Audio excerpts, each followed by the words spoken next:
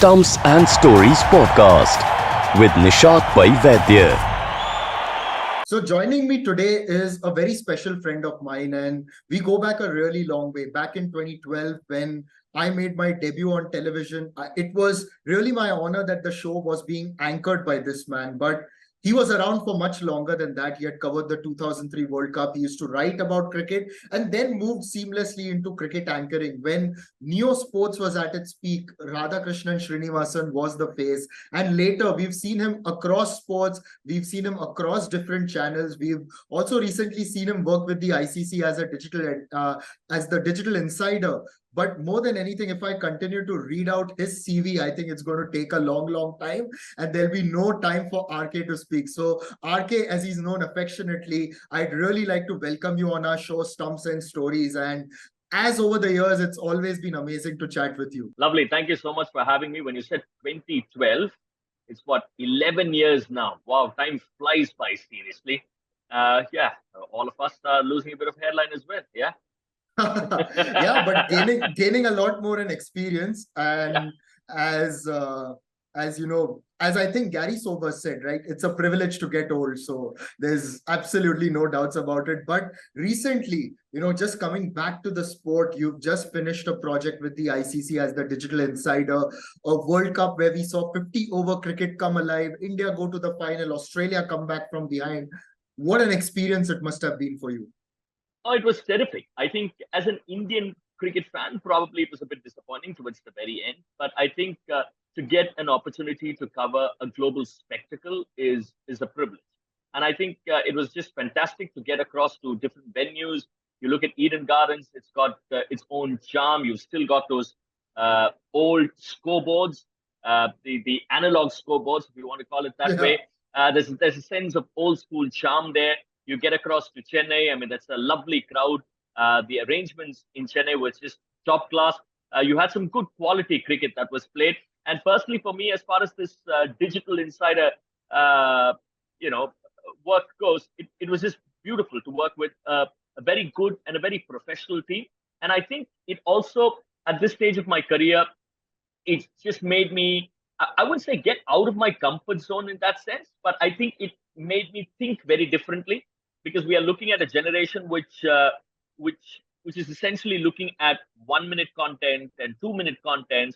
I mean, so coming from a TV background where you're typically doing about half an hour shows or 1 hour shows, just to think for something relevant and something sharp and concise for 30 seconds and nothing more than that, to come up with those things almost spontaneously, just was a very, very good and a very enriching experience, I must say.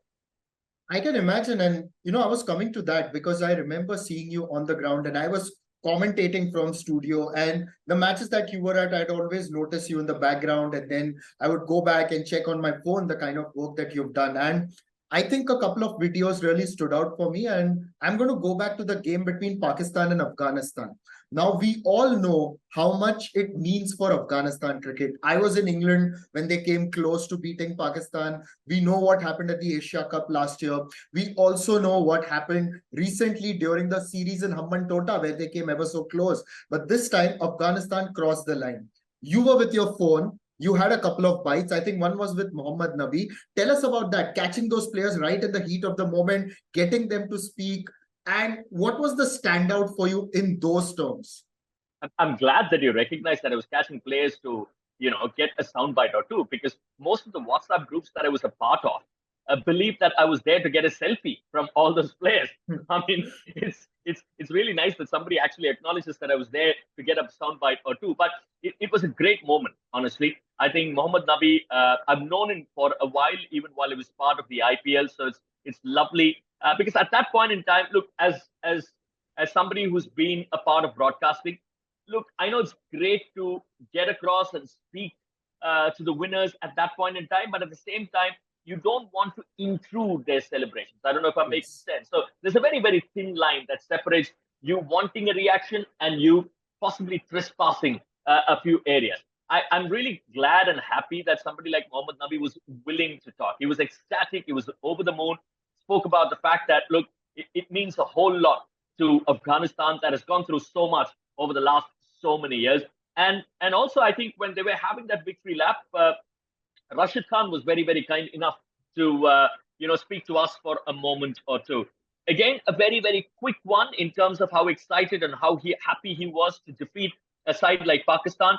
And look, what's it with Chennai and those laps of honors? I mean, you go back to 1999, you have Pakistan receiving that lap of honor when that famous Test match. Unfortunately, India got bowled out. Sachin Tendulkar scoring that massive, massive century, and things falling apart after he was out. I mean, Saklan Mushtaq took that wicket eventually.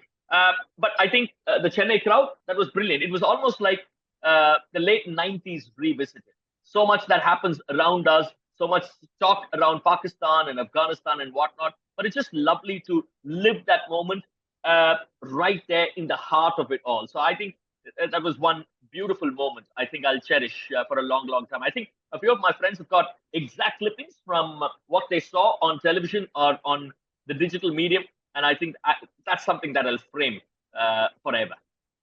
And other than that, what were some of the interactions that really stood out for you and you felt they were really good? Because for me, it was those Afghanistan interactions that happened after the Pakistan game, considering the context, as you said, plus the kind of reception that they got from the Chennai crowd. But you've traveled across. What were some of the other interactions and maybe those that were a bit heartwarming for you?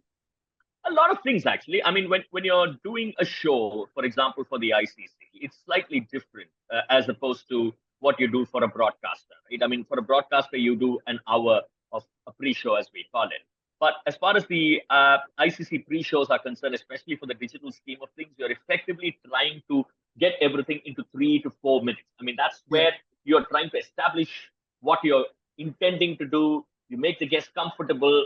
You get a bit of local flavor into the scheme of things. And I think towards that extent, the one interview that I felt really good about, I mean, there were quite a few that I really felt good about, but the one thing that kickstarted everything was this interview with Ian Bishop. Look, Ian Bishop is a wonderful sport, right? We were in Chennai. I think we're just previewing one of the games.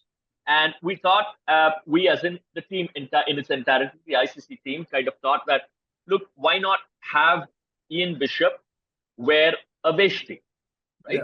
And, have him sip a good filter coffee, because that's really the flavor of Chennai. And I don't think too many people have seen Ian Bishop in that avatar, and that includes Ian Bishop himself, to be fair. So I think he was an excellent sport. And what we did,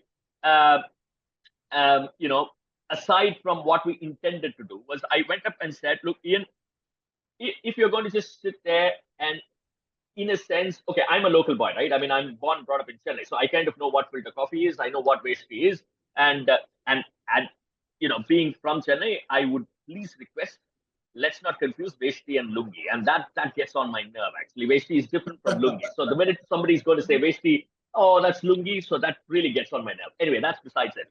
So I said to Ian, look, Ian, I know if you're just going to sip your filter coffee, and if you're just going to say vanakkam, if you're going to say nandri, these are the 2 or 3 common words that you might want to use. It might just seem very forced and very, run-of-the-mill stuff. But I went and suggested, I said, look, I will walk into the frame with a veshti myself, and I will look surprised that you are wearing a veshti yourself, and you are almost going to guide me here in Chennai. So you are guiding a local Chennaiite as to what Chennai is all about. So he's extremely sportive on part of Ian Bishop. He said vanakkam before I said vanakkam. And I said, before we conclude the show, when I'm just going to conclude, because this was a show that was primarily in English. I mean, it was in English. So when I'm about to say a thank you, for example, you can probably jump in and say, hang on, you don't say just thank you in Chennai. You can say vanakkam in Chennai. So things like that was very heartwarming, was very nice. Just the kind of equation that you have with the guests, and the guests are also willing to go that extra mile to make that show look very good. It's just something that was, will stay with me. And that's one thing. And the other thing was, I think Sean Pollock and I made, dosas out there in Chennai. I mean, he loved that. I mean, obviously, describe it as a bit of a pancake with all the ingredients. So there's a lot of other things that go on besides you obviously discussing the game and who the important players and whatnot that regularly happens. I mean, those are things that were good and which were very, very different from what we normally do as broadcasters when you kind of build up towards a particular game. And you do the pitch report, you do the toss, and you do the regular stuff. This was slightly different, which made you think differently, and therefore the output was very, very different. And what stood out for me in that Ian Bishop interview was the fact that he was so comfortable in the Veshti, like the body language, right? I remember there were two chairs, you were sitting on one and he was on the other. And he just looked comfortable. It didn't look like he was doing it for the first time. Now, that's Ian Bishop for you. And we've had the privilege of interacting with him over the years. He just seamlessly moves into cultures and, seems to adapt them. The kind of in a way, it also reflects the kind of broadcaster he is, isn't he? Because he does so much homework and knows a lot about the youngsters coming through in different countries as well. Broadcaster, yes. And also, it also reflects, Nishad, the kind of human being he is. Oh, no doubt. He's a lovely human being. He's just a Yes. lovely human being. He understands television. He understands that to make a good product, it does take a bit of time. So he's willing to play that role of somebody who is a part of that team to make sure that the product, the end product, which is what we all see on screen, is very, very good. And let me tell you another thing. I mean, when you have these shoots with Veshti and these costumes which you don't normally wear on air, definitely not Ian Bishop, you're slightly worried, as you rightly said, as to how comfortable an individual will be in terms of wearing that and pulling it off. And look, we presented him with a brand new Veshti. He just went into a room and he just came out immediately after wearing it, and it was like perfect. We didn't even have to just say that this looks a bit off or that looks a bit off. It just fitted him perfectly. And as you said, he was extremely comfortable with what he was wearing, and it was just his usual self. So which tells you, as I go back to the point that I made in terms of how lovely a human being he is, there are people who might want to hurry things up, but Ian Bishop is definitely not one of those. He was just there. If he gives you time, he's going to give you time. And he'll ensure that it's a lovely product that comes in. And what were some of the other games that you really, really cherish? Like, of course, there was the Pakistan-Afghanistan game in Chennai, but what were some of the other games that you remember and, really are a part of your memories? Now, you've obviously covered so many over the years. We've met at so many IPL matches and they come and go, but there are a few that stick in our mind. But a World Cup is somewhere where the biggest stars are born. So what were some of those games for you? If you're looking at this, are you talking about this particular World Cup? Yes, the fact that you've been on the ground Okay, and you've okay. been around. So I think one of the games that will stand in my memory is the one between Pakistan and South Africa. So because I think if Pakistan, and that was again in Chennai, if Pakistan had batted the entire 50 overs, things could have been very different. I think that's where the stories really come out from. Because I remember speaking to Keshav Maharaj right after that game for the ICC, and you could sense the minute, I mean, the game was won, you could sense the celebration in Keshav Maharaj. It was not only about South Africa winning, but it was also a personal triumph of sorts for Keshav Maharaj. He was down with an injury. He wouldn't have even made it to the squad. It's just all those hours that he spent lying in the hospital, in his room, at home in South Africa, and coming in and doing what he did and playing a part in an important victory, not just with the ball, but with the bat, more importantly, was something that really stood out, because it is these moments that you always look out for as broadcasters in terms of stories. The story of grit, the story of determination, and a story of triumph.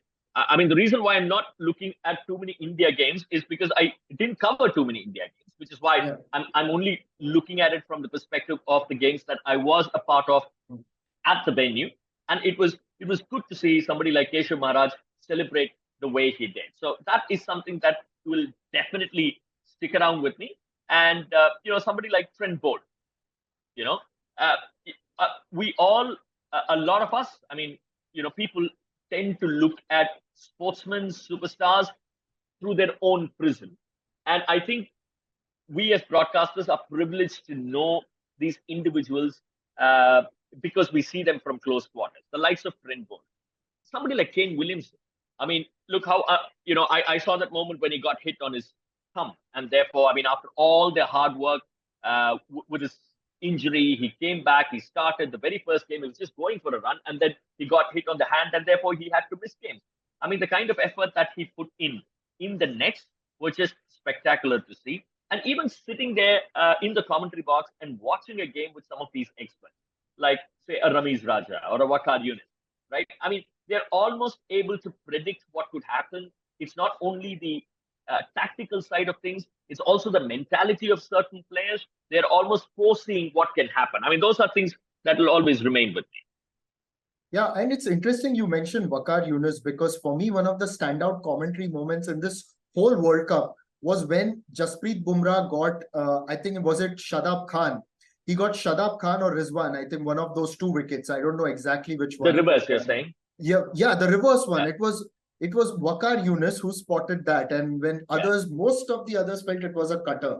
So just being there and listening to these guys talk about the art that is bowling or batting or whatever it is, and over the years you've had this opportunity to interact with some of the best and talk to them. Now, when you're looking for these stories, like for example the Keshav Maharaj stories, you try to peel the layer without being invasive again, and at the same time maintaining a balance between not entering a personal space but getting out that human interest out. So what are your thoughts as a broadcaster? How do you make that balance? How do you think about it, or how do you approach that when you're talking to a player and asking the right question? And I say the right question. Yeah, I think first things first, Nishad, your questions tell you how much you know about the game and how much research you have done about the individual that you're talking. And I think it's imperative for a broadcaster, as you would know, to do your research properly before you get across and speak to somebody. Look, the easiest of questions are, how do you feel? Right? Obviously, anybody is going to feel ecstatic after a win, right? So that's almost a no-brainer. You can go ahead with something like that. But if you're able to lend a bit more, which makes the player or the person that you're interviewing believe that here is somebody who understands and who's done a bit of work to know me as an individual, I think the respect grows. Once that comes through, then it becomes a lot easier. So if I were to just look at Keshav Maharaj, I'm just looking at, look, it's beyond wickets, it's beyond runs at some level with respect to cricket. Same with any other sport, right? It's about the human story, the human side of things, right? So the minute I look at Keshav Maharaj, I'm only looking at all the sacrifices that he has made to get to what he did on that day.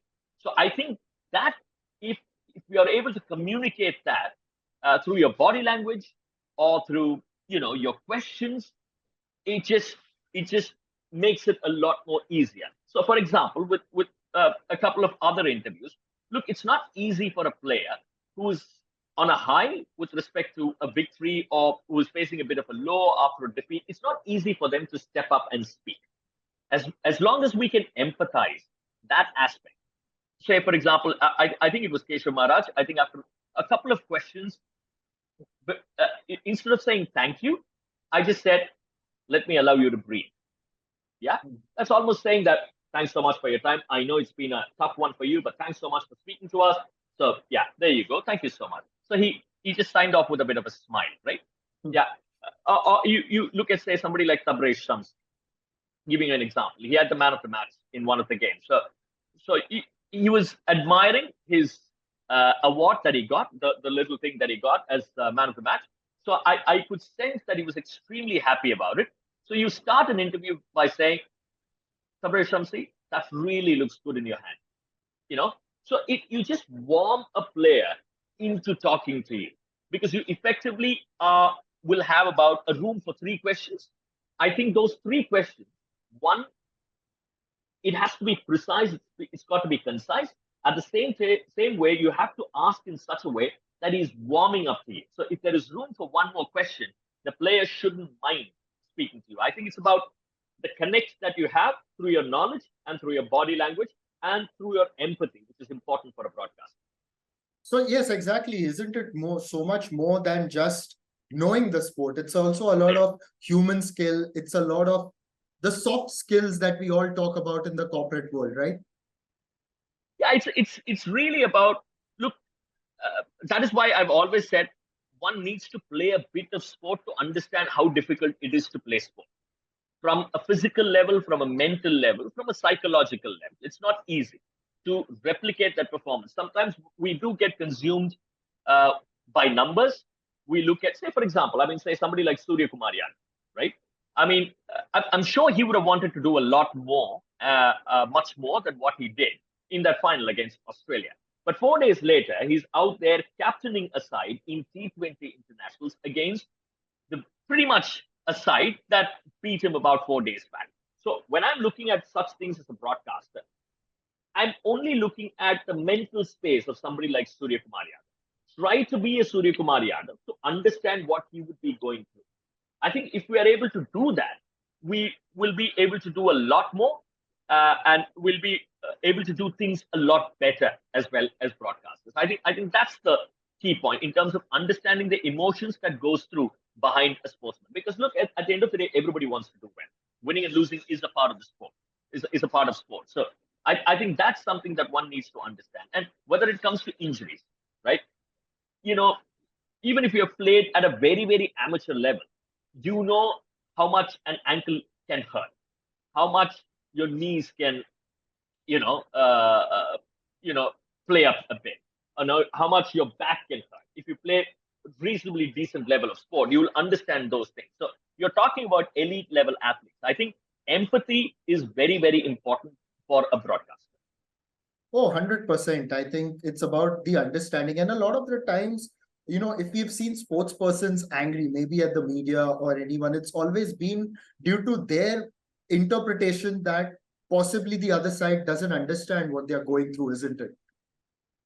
Oh yeah, it works both ways. Look, I think in terms of it's about the mutual respect that one has for the other, right? At the end of the day, if I believe you're going to ask me good, honest, serious questions, one would be willing to answer those, right? If you're going to just ask questions for the sake of getting a headline, because these days headline invariably becomes a negative connotation. I'm not, so if you're a headline seeker, I'm sure people can see through that. As I said earlier, you know who's prepared, you know who's not prepared. So that's fairly easy. You can't fool anybody out there. So they know who follows cricket, they know who don't follow cricket, who's there only to create or to stir a bit of a controversy, and who's there to write a genuine piece of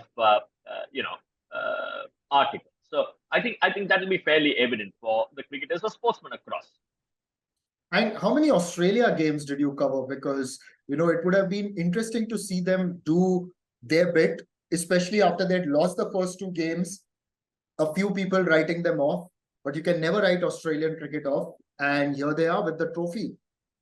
Yeah, I remember covering this game in Bangalore. I think it was Australia and Pakistan. For a long time, I thought that will be the game where I'll see actually two double headers, because David Warner was batting very well. Mitchell Marsh was batting very well. In fact, I remember speaking to Mitchell Marsh right after that game. I said, look, at one point in time, I thought you guys are going to score double hundreds. He had a bit of a laugh and said, yeah, seriously, come to think of it, I did think that we were going to get double hundreds or something to that extent, he said. So, that was one game where you could see a revival of sorts from Australia. I know people will go back and talk about that Glenn Maxwell's knock of over 200. That was a spectacular one, once in a lifetime kind of a knock. But you could sense that I think David Warner was dropped fairly early in that game by Pakistan.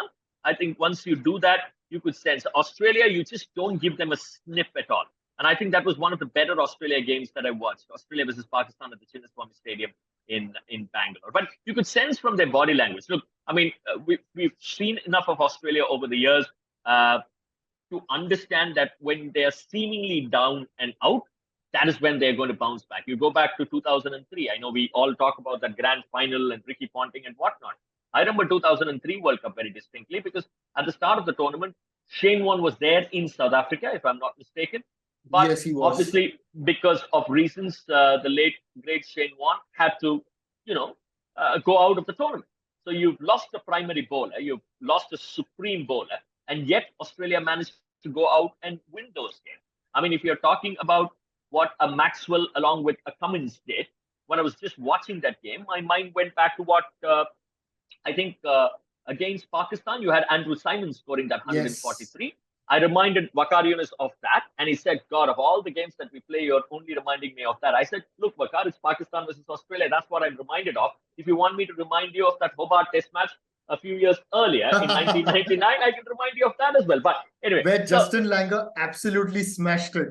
exactly. I That think one. that was Adam Gilchrist, one of those early days of Yeah. Adam Gilchrist. Yeah, 359, 360. I think somewhere around that was the target, and they did very well in Hobart. But and I think there was also another game where Andy Bickle was with Michael Bevan against England in the Yes, 2003 he World Cup. took So 7 wickets and he yeah, hit the winning runs. yeah. So I mean, those are moments that Australia thrive.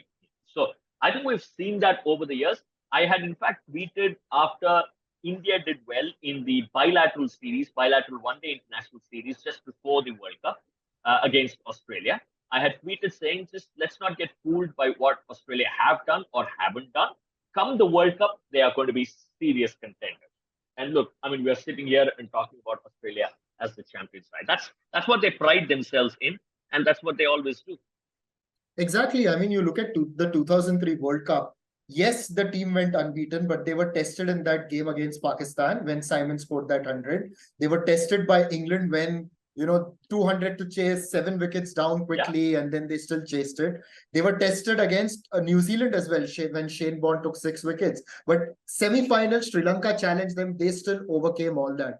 2007, they lost 5 ODIs consecutively coming into the World Cup, and they went on to win it unbeaten. So Australia, you can never write them off. But you were there in 2003, and now in 2023, you were there as a digital insider. It's obviously difficult to compare across eras, but how was the Cricket World Cup then and now? Can you tell me from the ground? I watched that World Cup on TV. I wasn't at the ground. So what are your reflections on that? Look, it was a beautifully organized World Cup in South Africa, for starters. And as quite literally as a young kid, I was all of what it was 2003, right? I was 25 at that point in time, and that was my first major international event to cover. So I was extremely excited as a young kid getting across and getting an opportunity to cover the World Cup at the end of the day. And I had some lovely moments. I remember this press conference where Sean Pollock then was the captain. So Sean Pollock addressing the press after that defeat in Durban against Sri Lanka, where the Duckworth Lewis stuff happened. And he almost suggested, or he kind of spilled the beans, that Graeme Smith is going to be the captain, right? So that was when the Graeme Smith era kind of started. So I remember going up to Sean Pollock right after that press conference, and I said, "Look, I'm from ESPN Sports Center. Can I have an interview? Can I interview you?" He said, "All right. So where are you?" I think we were in Johannesburg at that point in time. Not too sure as to where we were. So he said, "All right, RK. So what I'll do is I'll swing by your hotel. You just give me what your room number is. Just keep it very, very quiet. Don't inform anybody in the hotel. Nobody at the reception. I'll quietly get across to your room. We can sit and talk. I'll give you an interview, and then I'll quietly drive away." That was Sean Pollock for you, right? Wow. So Sean Pollock, the South African captain at that point in time, so quietly comes to the hotel. He just wears a hoodie so that nobody recognizes him, even before somebody could even kind of identify. I'm there somewhere at the reception. We just go upstairs. We do a lovely interview, and then he says bye. And then when I escort him to the reception, and therefore outside the hotel, suddenly people realize it's the South African captain entered, and by which time he's just gone off. So those are moments that I kind of cherish as a young reporter. Prior to that, I think I was sitting and having breakfast at one of the hotels. Sitting right next to me, the adjacent table was, I think it was Michael Holding. You had you had Mark Taylor sitting and having breakfast. I mean, these are people that you have grown up listening to. Just to be around the same area, just to overhear, eavesdrop those conversations was just brilliant, because they're talking cricket, they're talking some lovely stuff.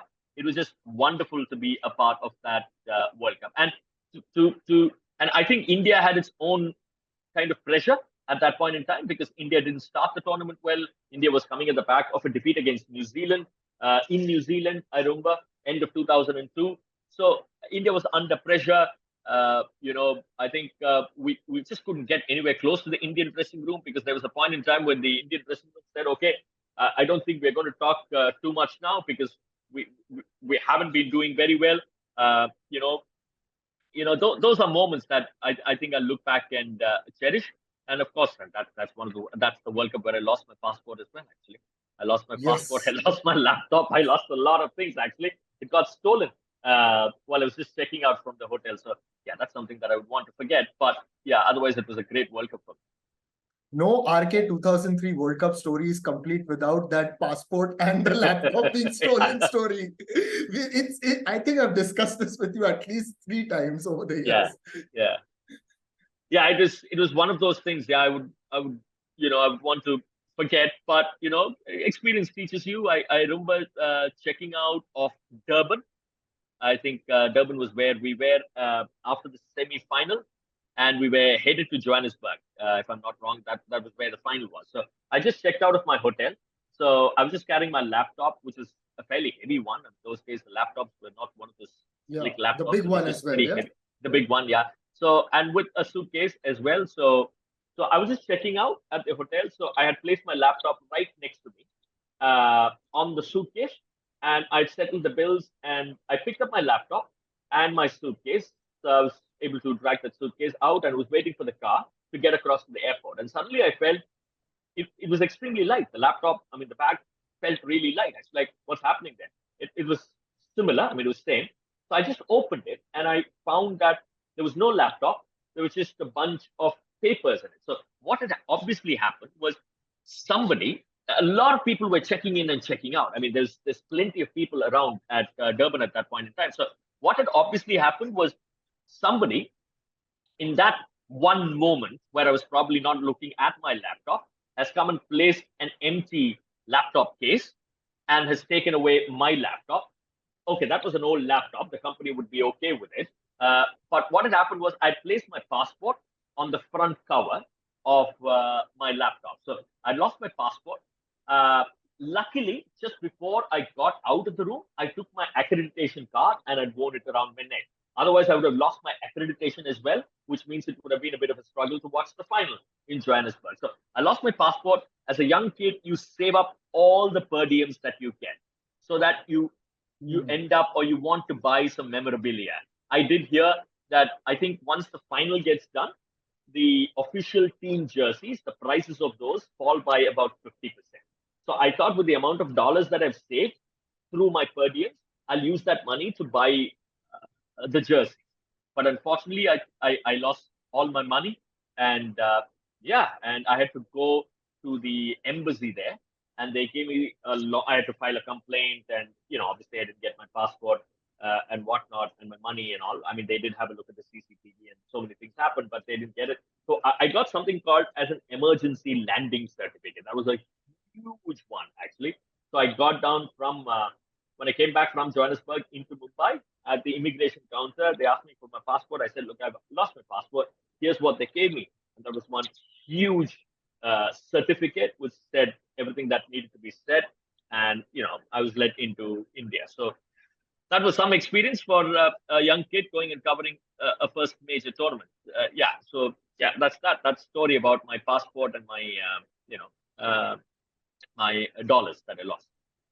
Yeah. So we'll move now to the more positive side, obviously, because, you know, I've obviously enjoyed a lot of your work as a broadcaster, but what has really stood out for me, and I don't understand the language, but I'll still bring it up, is the way how you have seamlessly created Tamil content. Yes, it's your mother tongue. You've been speaking in Tamil right since you were a young boy, but how difficult is it to take that skill set and talk in that language? Because I had a real struggle moving to Hindi until finally getting comfortable on screen.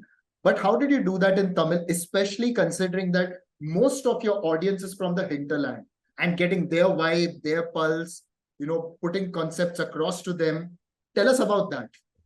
I think as far as Tamil is concerned, look, I might have moved out of Chennai. I moved out of Chennai in 1998 because I did my schooling there. I did my graduation there, but I moved to Mumbai in 98 for my postgraduate. And I haven't lived per se in Chennai ever since, right?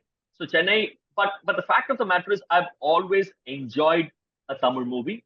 I speak Tamil at home, so I'm extremely fluent with the language, and every time I go to Chennai, I've always felt at home in Chennai. So I still speak the very same language. I have the same accent.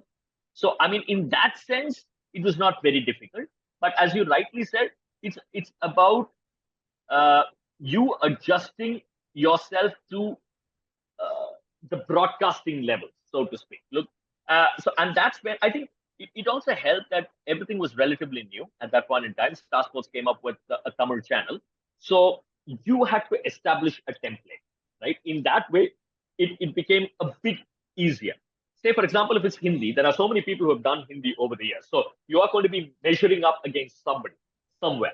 With respect to Tamil, yes, there have been some really good commentators in the past, but in terms of the push on TV, I think Star did manage to give that very well. And I think we were all allowed to experiment ourselves to get comfortable with the language. Because what happens invariably is when you're dealing or when you're broadcasting in two languages, you tend to think in one language. And therefore, you express yourself better in one language.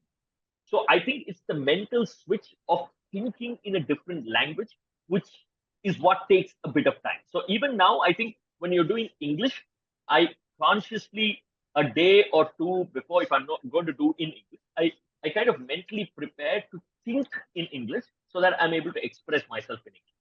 Likewise, if it's in Tamil, you consciously think in that language, which is Tamil in my case, and then you express.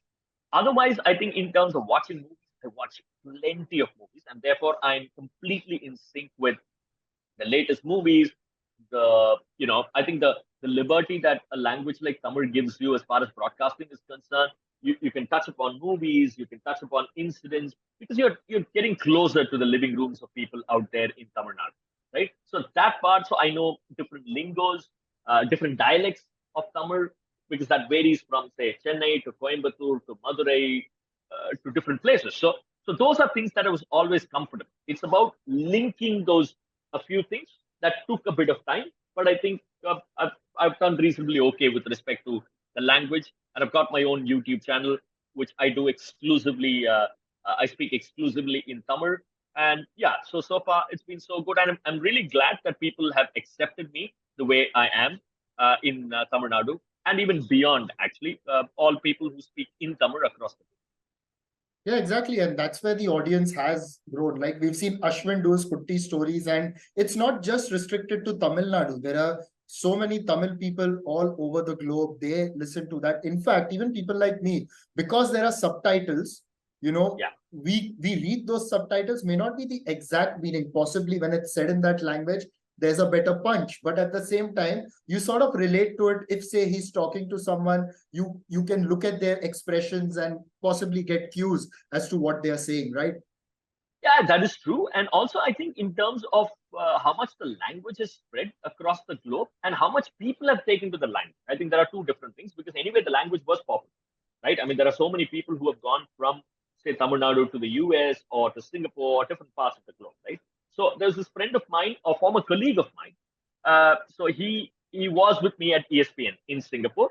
He's a Singaporean, but he's a Tamilian. I mean, Tamil is one of the official languages anyway of Yeah. Singapore. So he called me one day and said, you know what, RK, just had an interesting encounter. I was like, what? So he was working. He had moved on. He has moved on to some other organization. So he had gone down, for lunch. And at the food court, he said there were two Singaporean Tamilians who were watching my, analysis on YouTube. I mean, on my channel. So, so he happened to know them, and he kind of broached that topic. Said, "What are you looking at?" He says, "This is RK.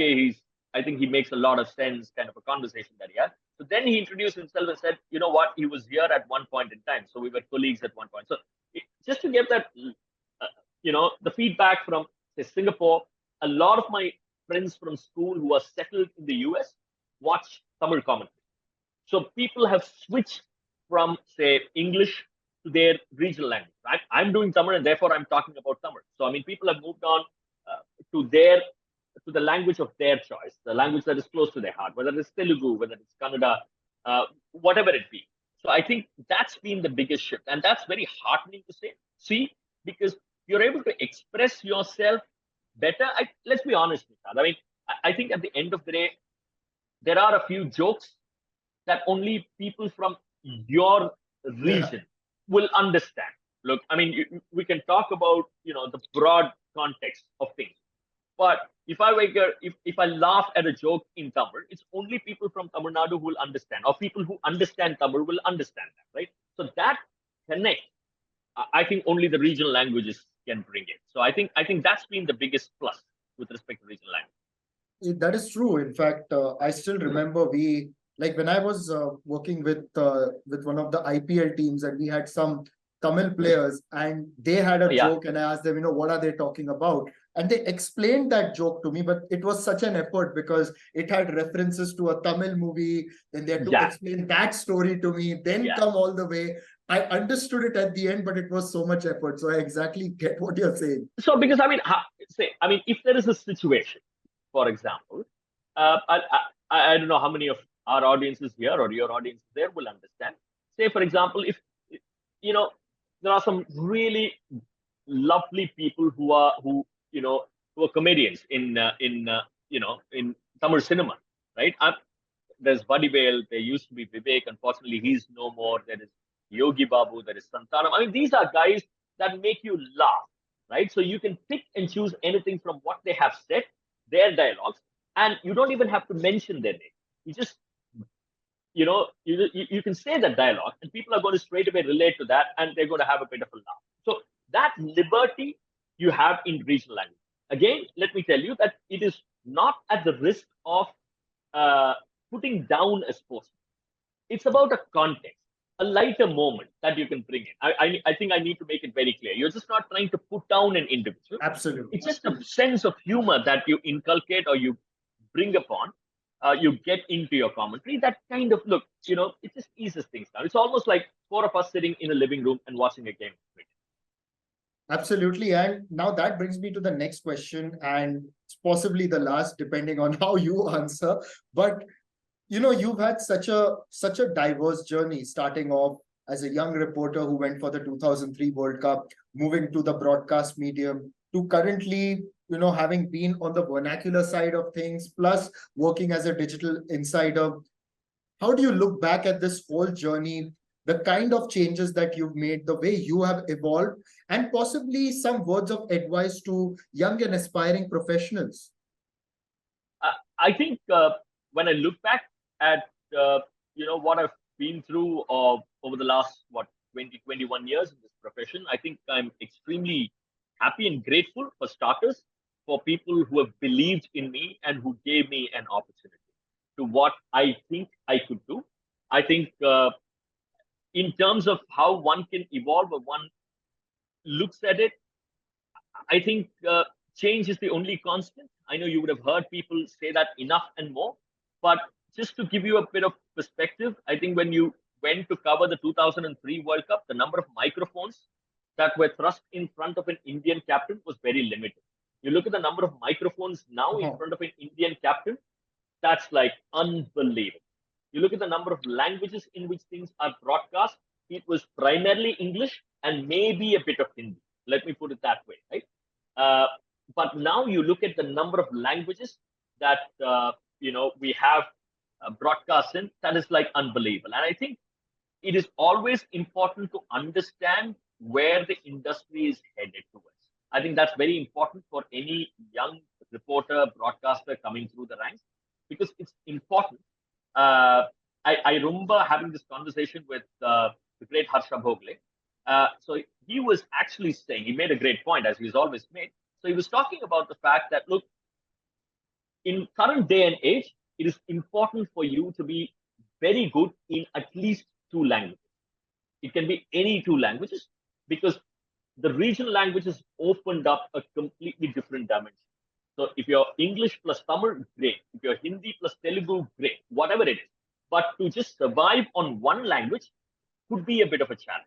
So I think the more languages that you know, the better it becomes. And I think in terms of adapting yourself from one medium to another, I know we are all sitting in front of a camera. You and me at the moment are sitting in front of a camera. But what is your audience? The audience, if you're looking at 18 to 25, they don't want sermons, right?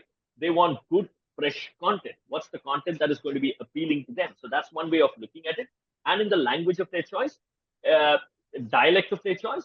So everything is about, I mean, when we used to do management, in our postgrad, I mean, consumer is the king. I mean, that's what we were always told, right? Customer is king, right? I mean, it just holds true. Doesn't matter where you are and at what stage of your career you are.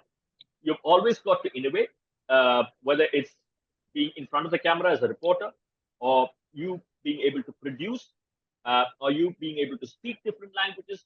At the end of the day, you've got to make sense of it all. If you've got to restrict yourself and be concise, precise in 30 seconds, you've got to do that, which I was able to do that with my recent project with the ICC.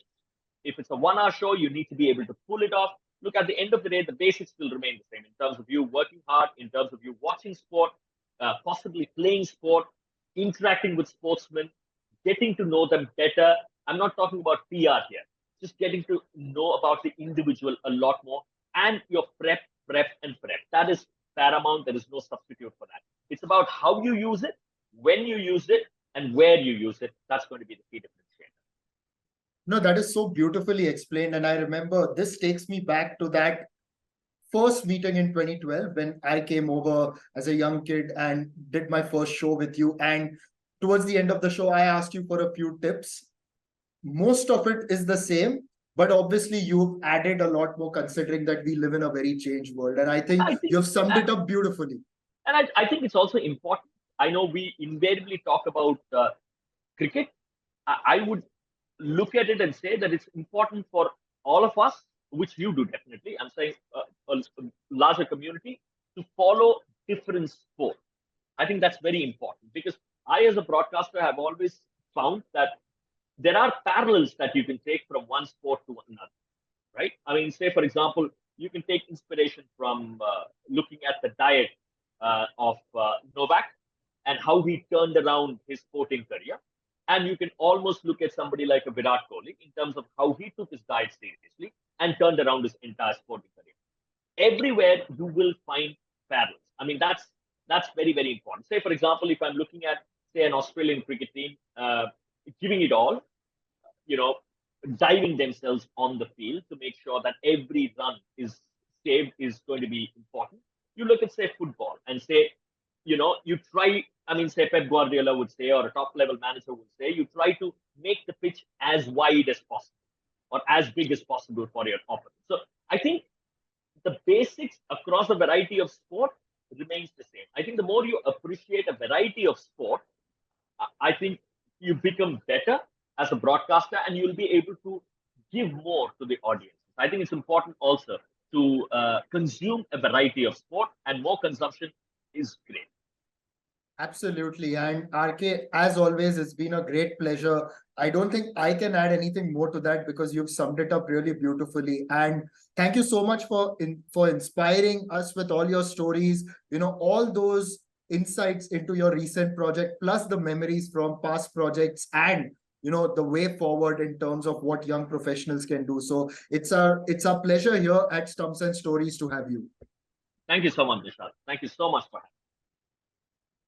So to all our listeners, if you're joining us on any listening platform, then please make sure to follow us or to subscribe to Stumps and Stories. And yes, you can follow us on social media as well. On Instagram, you can follow me at Nishad Pai Vaidya. On YouTube, you can check us out at Digital 2 Sports. Also check out Pod1 on Instagram.